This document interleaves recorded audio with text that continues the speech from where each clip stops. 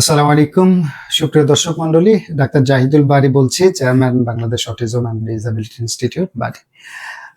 আজকে আমরা আলোচনা করব হাড়ের জন্মগত ত্রুটি নিয়ে। আমাদের বাংলাদেশে আমাদের বারীর গবেষণায় ৩% বেশি মানুষ তারা হাড়ের জন্মগত ত্রুটি নিয়ে জন্মায়, অর্থাৎ জন্মের সময় তাদের হাড়ের বিভিন্ন ত্রুটি, আমরা মেডিকেলের ভাষায় কনজেনিটাল অ্যানোমালি বলি, যে জন্মগত যে ত্রুটিগুলো, যেমন অনেক সময় আমরা ক্লাব ফুট বলি, অর্থাৎ পা বাঁকা হয়ে যায়।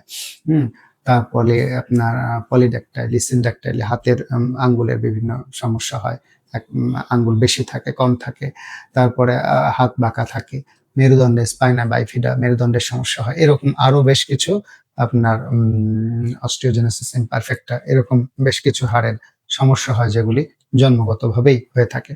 তো আমরা এগুলি প্রতিরোধ নিয়েও কাজ করছি, এমনকি এই ত্রুটিগুলো হয়ে গেলে সেগুলি নিরাময়ের জন্য, প্রতিকারের জন্য কিন্তু আমরা চিকিৎসা দিয়ে যাচ্ছি।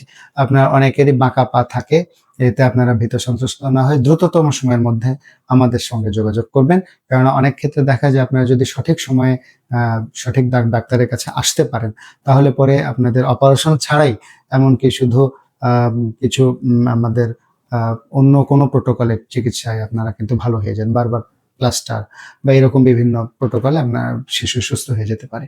আর যদি দেরি করেন, যদি আপনারা সঠিক সময়ে আসতে না পারেন, তখন কিন্তু এটা অপারেশন পর্যন্ত গড়াতে পারে।